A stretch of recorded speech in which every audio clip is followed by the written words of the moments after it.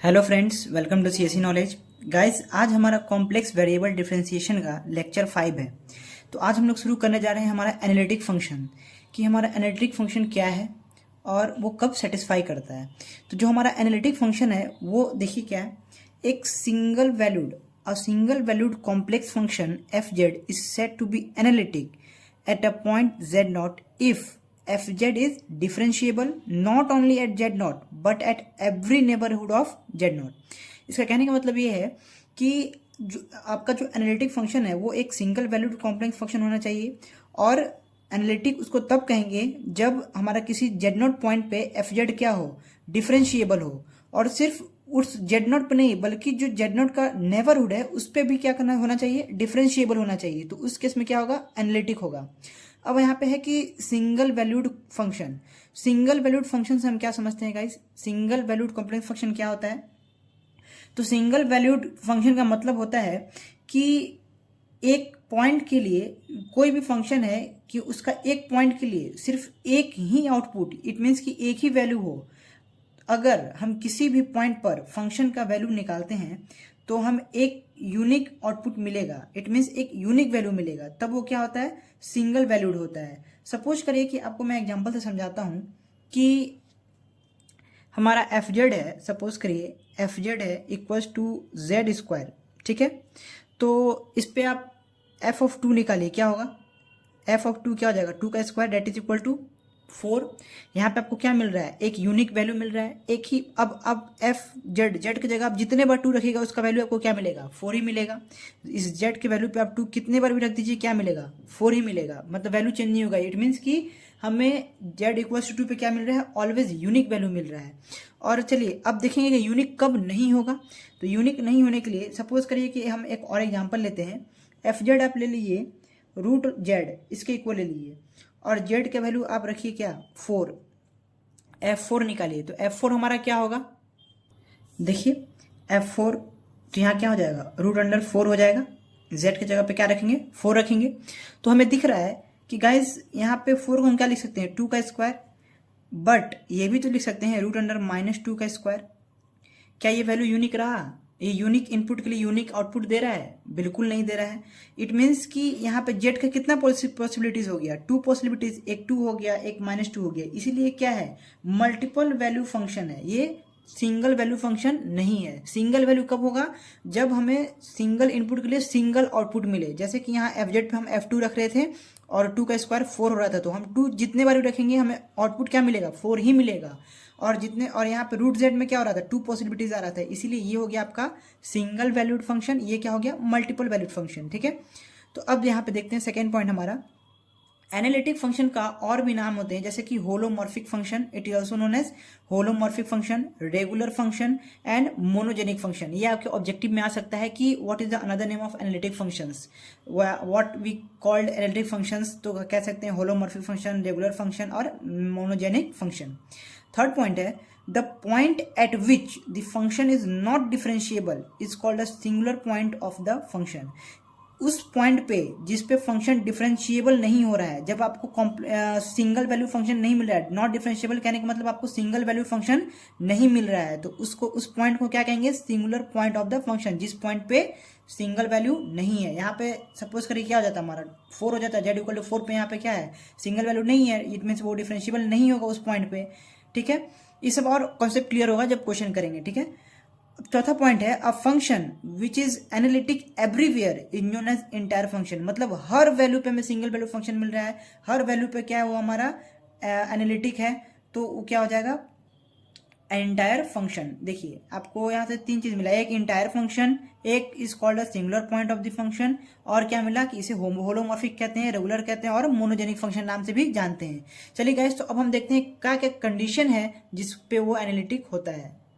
Friends, तो अब हम देखने जा रहे हैं कि what are the necessary and sufficient condition for F Z to be analytic. किसी भी फंक्शन ऑफ जेड को हम कब कहेंगे कि वो हमारा एनालिटिक फंक्शन होगा। तो उसके लिए कंडीशंस है, पहला तो आपको पता है कि सिंगल वैल्यूड फंक्शन होना चाहिए, मतलब आपको सिंगल इनपुट सिंगल आउटपुट मिलना चाहिए, आपको पता चल गया।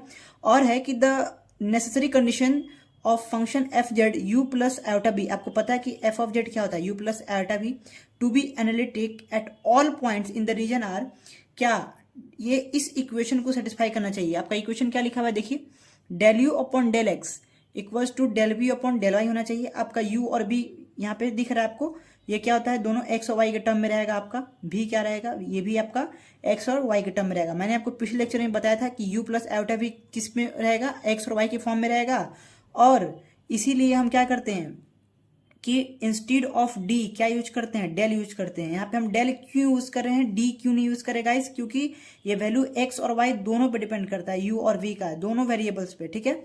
इसीलिए हम इंस्टीड ऑफ डी क्या यूज करते हैं, डेल यूज करते हैं। Del you upon del x equals to del B upon del Y होना चाहिए, और del you upon del Y equals to minus of del B upon del X होना चाहिए। मतलब कि आपको समझ में आ गया, आई होप ये वाला। और इसी इक्वेशन को कहते हैं guys C R equation, C R equation, ठीक है, कोची राइमन इक्वेशन इसी को कहते हैं, ठीक है। और इसका डेरिवेशन भी मैं आपको भी दिखाऊंगा, इसको दिखाऊंगा कि कैसे ये इसके इक्वल होता है। और दूसरा कह रहा है कि द डेरिवेटिव्स, ये जो चारों है, यू का एक्स और वाई, भी का एक्स और वाई, ये क्या होना चाहिए, शुड बी कंटिन्यूअस। ये इसका दूसरा कंडीशन है एनालिटिक होने के लिए। तो गाइस आई होप कि आपको ये समझ में आया हो। चलिए अब हम क्या करते हैं कि सी आर इक्वेशन को डिराइव करते हैं फ्रेंड्स। तो अब हम क्या करते हैं कि सी आर इक्वेशन को डिराइव करते हैं। सबसे पहले क्या करते हैं कि लिखते हैं प्रूफ करने के लिए, लेट एफ जेड, जो आपका एफ जेड है, सबसे पहले मान लेते हैं कि क्या है, हमारा एनालिटिक फंक्शन है, ठीक है, बी एन एनालिटिक फंक्शन हमने मान लिया, ठीक है, इन अ रीजन आर, ठीक है। सबसे पहले हमने क्या किया, एफ जेड को एक एनालिटिक फंक्शन मान लिया किसी रीजन आर में। उसके बाद हम क्या कहेंगे कि एफ जेड हमारा क्या होता है, यू प्लस आयोटा भी, ये आपने पढ़ चुका है कि जब फंक्शन ऑफ जेड हो तो यू और भी आता है, जब कॉम्प्लेक्स वेरिएबल हो जेड हो तो एक्स प्लस आयोटा वाई आता है, ठीक है। जहां यू और भी क्या होता है, where u and v are function of x and y, x और वाई में यू और भी होता है, कैसे, u of x and y होता है, भी का क्या होता है, एक्स एंड वाई में वे फंक्शन होता है, ठीक है, इस टर्म ऐसे में दिया रहता है। अब हमें क्या करना है कि लेट डेल जेड इंक्रीमेंट करना है, किसमें, जेड में, let del z be the increment of z, then हम क्या कर रहे हैं, जेड में इंक्रीमेंट कर रहे हैं। देखिए गाइस ध्यान से समझिए, सबसे पहले क्या किया हमने सीआर इक्वेशन को ड्राइव करने के लिए, मान लिया कि एफ जेड एक एनालिटिक फंक्शन है। उसके बाद F Z U plus iota भी होता है, हमें पता है, जहां यू और भी एक्स वाई के फंक्शन होता है। उसके बाद हमने क्या किया, जेड में डेल जेड इंक्रीमेंट किया। ये क्यों किया ये भी आपको आगे पता चलेगा।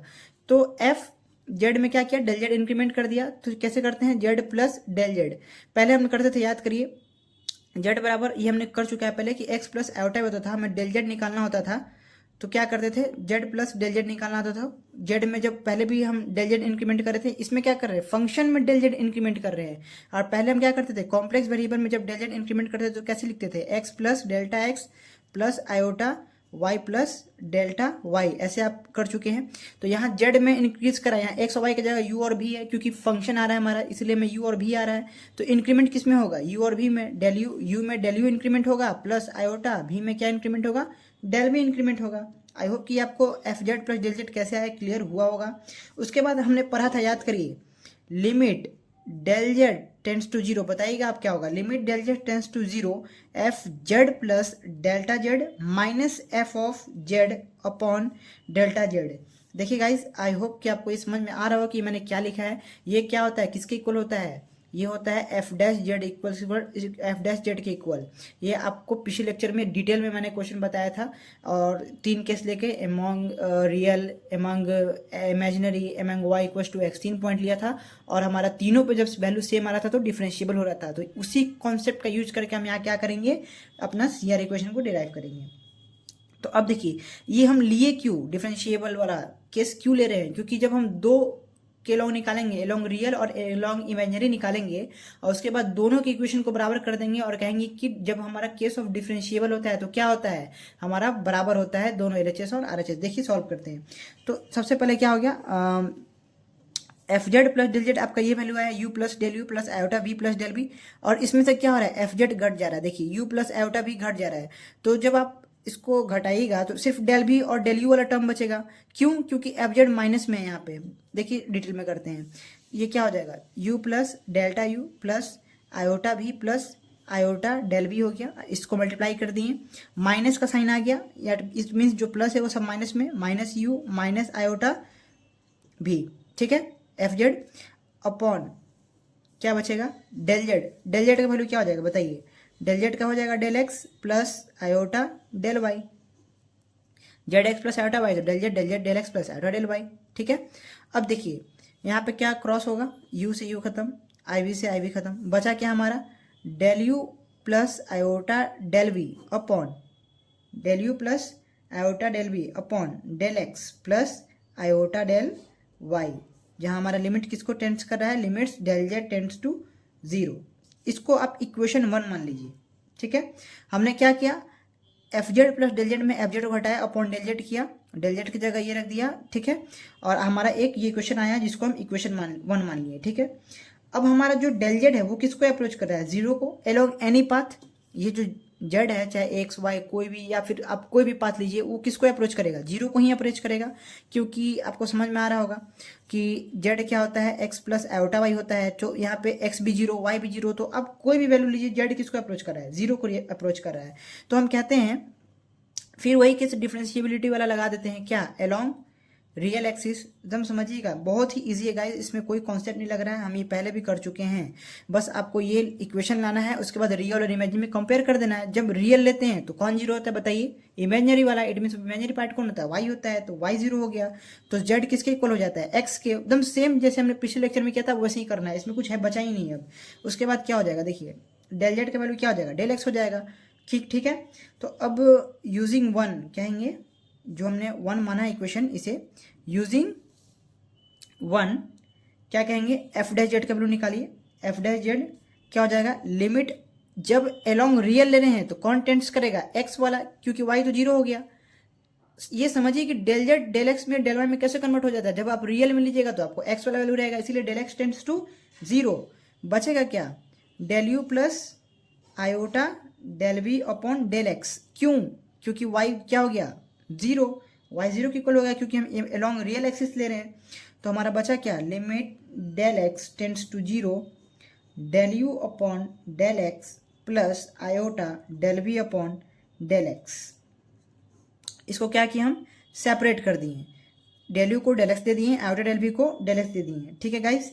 अब इसका क्या करेंगे हम, देखिए ये जो वैल्यू आया इसको क्या करिए, del you upon del x plus iota del v upon del x, इसको आप इक्वेशन 2 मानिए, ये आपका इक्वेशन 2 हो गया, ठीक है। अब क्या करते हैं, एलोंग रियल एक्सिस पे हमारा वैल्यू क्या है, एक हमें एक ये इक्वेशन मिला, अब हमें एक इक्वेशन कहाँ मिलेगा, एलोंग इमेजिनरी एक्सिस, चलिए देखते हैं फ्रेंड्स। अब हमें क्या निकालना है, be along imaginary axis, along imaginary axis, imaginary axis होगा तो क्या 0 हो जाएगा, आपको पता है x इक्वल टू 0, और z इक्वल टू क्या बचता है हमारा आयोटा वाई, क्योंकि z equal to x plus iota y होता है, तो x 0, तो बचेगा क्या आयोटा वाई, तो आपका डेल जेड क्या हो जाएगा, आयोटा डेल वाई, ठीक है। अब एफ डैश जेड आपको पता है, एकदम वैसे ही करते जाइए, इसमें कौन टेंड्स करेगा 0 को, डेल वाई, क्योंकि हमारा x 0, बचा क्या del u plus iota del v, साथ में करते जाइए फ्रेंड्स, आपका ये प्रैक्टिस हो जाएगा, ठीक है, अपॉन आयोटा डेल वाई, ठीक है, equals to limit del y tends to 0, अब क्या बचेगा देखिए, del you upon iota del y plus iota del v upon iota del y, तो ये तो आयोटा से आयोटा खत्म, आयोटा डिनोमिनेटर में नहीं छोड़ते, उसके लिए क्या करते हैं, ऊपर नीचे उसके अपोजिट साइन से मल्टीप्लाई कर देते हैं, ठीक है। तो करिए, यहाँ पे हमने क्या किया, सेपरेट कर लिया है दोनों को, ठीक है। अब हमारा क्या आ जाएगा देखिए, del you upon del y, जब ऊपर नीचे आप आई माइनस आई से मल्टीप्लाई करेगा, क्यों, क्योंकि नीचे प्लस आई है, तो ऊपर नीचे माइनस आई से मल्टीप्लाई करेंगे, माइनस आई से मल्टीप्लाई करेगा तो यहाँ पे तो आई आएगा ही, और यहाँ पे आई इंटू आई क्या हो जाएगा, आई स्क्वायर -1, तो माइनस ऊपर दे दी, यहाँ पे सिर्फ क्या बचा 1, प्लस क्या बचा हमारा delta v upon delta y, देखिए ये हमारा एक और इक्वेशन मिला जिसे हम इक्वेशन 3 कहेंगे, ये हमें कब मिला, एलोंग इमेजिनरी एक्सिस, हमें एक एलोंग मिला रियल एक्सिस, एक इक्वेशन जिसको हम 2 कहें, और एलोंग क्या कहें इमेजिनरी एक्सिस, हमें इक्वेशन 3 मिला। अब कहेंगे कि देखिए क्या, if f Z is differentiable, if f Z is differentiable then both values of f dash z should be क्या होना चाहिए जब डिफरेंशिएबल होगा। मैंने आपको केस पढ़ाया था, डिफरेंशिएबल कब होता है, जब जो पॉइंट आप ले रहे हैं उसका वैल्यू निकालें, दोनों क्या आना चाहिए, सेम आना चाहिए। तो क्या कह देंगे, अगर हम इसे कह रहे हैं कि ये हमारा अगर डिफरेंशिएबल किस केस में होगा, if f Z is differentiable, अगर डिफरेंशिएबल है तो then both value of f dash z should भी क्या होना चाहिए, सेम, शुड बी सेम और इक्वल होना चाहिए। क्यों, क्योंकि हम डिफरेंशिएबल कह रहे हैं और जब डिफरेंशिएबल होता है तो जो दो पॉइंट होता है क्या होता है, सेम होता है। तो कहेंगे क्या, फ्रॉम 2 and 3, देखिए ये आपका इक्वेशन 2 है, ये आपका इक्वेशन 3 है। फ्रॉम 2 and 3 क्या हो जाएगा आपका, del you upon del x plus iota del v upon del x equals to minus iota del you upon del y plus del v upon del y. ठीक है, ये आपको दिख रहा होगा गाइस, आई होप अच्छे से। अब क्या करेंगे, देखिए यहाँ पे आपको दो चीज दिख रहा है, क्या क्या, एक दिख रहा है आपको रियल पार्ट, एक दिख रहा है आपको इमेजिनरी पार्ट। तो कह देंगे क्या, कंपेयर कर लीजिए, कंपेयरिंग बोथ साइड। कभी कभी एग्जाम में क्या होता है ना गाइस कि यहाँ पे आके आप फंस जाइएगा, आपको याद ही नहीं आएगा कि अरे हम कंपेयर करेंगे। अब सोचिए कि ये कैसे सीआर इक्वेशन सेटिस्फाई करेगा, क्योंकि सीआर इक्वेशन हमारा क्या होता है, del you upon del x equal to del v upon del y, फिर del v upon del x equal to minus of del you upon del y. तो ये आप भूल जाइएगा। तो इसीलिए आपको याद रखना है कि इस स्टेप के बाद हमारा क्या आता है, कंपेयरिंग का काम आता है। जब हम कह देते हैं कि हमारा एफ जेड डिफरेंशिएबल है तो दोनों को बराबर करिए, उसके बाद क्या करिए, कंपेयर करिए। कंपेयर करने के लिए क्या करते हैं, रियल पार्ट को अलग कंपेयर करते हैं, इमेजिनरी पार्ट को अलग कंपेयर करते हैं। तो del you upon del x किसके इक्वल हो जाएगा, del v upon del y के। एंड जो आपका del you upon del y है, यू को हमेशा हम एलएचएस में रखते हैं जब सीआर इक्वेशन लिखते हैं, तो ठीक है, माइनस उसको दे देंगे तो क्या हो जाएगा, minus del v upon del x. ये याद रखने का तरीका है गाइस कि अगर फर्स्ट यू को जब एक्स करेंगे तो उसके दूसरे के वाई से करेंगे, और जब यू का वाई लेंगे तो दूसरे का एक्स लेंगे। आप याद कर सकते हैं ऐसे भी, एक्स वाई वाई एक्स। क्यों, क्योंकि यू का आप एक्स कर दिए तो बचा क्या, वाई वाला टर्म। और जब आर पेयर कैसा बनेगा, always x y y x का। तो ये आपको याद रखने का एक ट्रिक है ताकि आप याद रखिए, भूले ना। और ऑलवेज माइनस किस में आता है, वाई वाला टर्म में। जब यू अपॉन में वाई रहता है तो ऑलवेज उस पर माइनस आएगा। ठीक है, ये याद रखने का ट्रिक है। उसके बाद इस इक्वेशन को आप क्या कहते हैं, आपको पता होगा, दिस इक्वेशन, इसको कह देंगे, दिस इक्वेशन इज नोन